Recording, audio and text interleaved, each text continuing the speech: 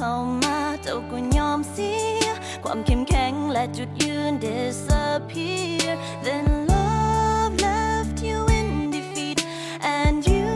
have to live with it จิตใจอ่อนล้าบ่มีแห้งเหลือแต่เจ้าต้องทนต่อไปอย่าเสียใจที่มันจากไปอย่าเสียใจที่มันจากไปขอบใจที่หาเข้ามาและสอนให้หูว่ามีฮักต้องมีลา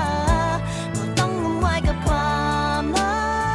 กเอาเสียดายไปกับเท่านั้นปล่อยวางแล้วเฮาเริ่มใหม่วันนี้เฮาต้องอยู่ให้ได้ขอบใจฮักที่ผ่านมาพยายามจะลืมพยายามจะลบพยายามจะจบภาพความหลังสองเฮาแต่ทุกครั้งที่คิดมันแหงเฮ็ดให้ค่อยเศร้าถึงว่าเจ้าจะจากไปแต่ความหักค่อยยังคือเก่าค่อยอยากขอขอบใจที่เคยให้ค่อยเป็นคนสำคัญค่อยอยากขอขอบใจความผูกพันที่มีให้กันค่อยอยากขอขอบใจ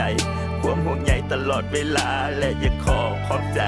ความหักที่ผ่านมาอย่าเสียใจที่มันจากไปอย่าเสียใจที่หักจากไปขอบใจที่หาเข้ามาและสอนให้หูว่ามีฮักต้องมีลาบ่ต้องงมงายกับความรั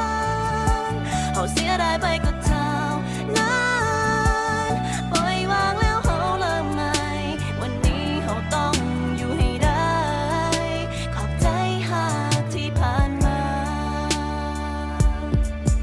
จากความหักที่ผ่านมามันบ่ค่อยจะสมหวังแต่ตอนที่เจ้านั้นก้าวเข้ามานั้นเห็นให้ค่อยคิดจะจริงจังแบบว่าเจ้านั้นเป็นคือแสงสว่างที่มาคอยชี้นำหนทางให้ในความทุกข์สะสมไว้ในใจนั้นได้ปล่อยวางแต่ความสุขที่ผ่านมามันก็เป็นเพียงหมอกบางๆมันสุดซื่อในตอนทำอีกแต่ปัดแล้วก็จืดจาง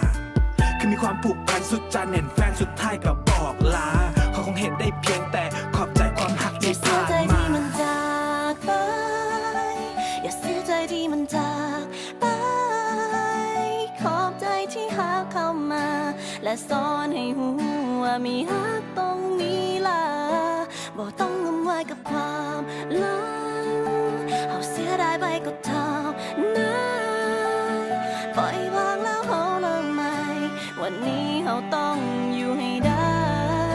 ขอบใจฮักอย่าเสียใจ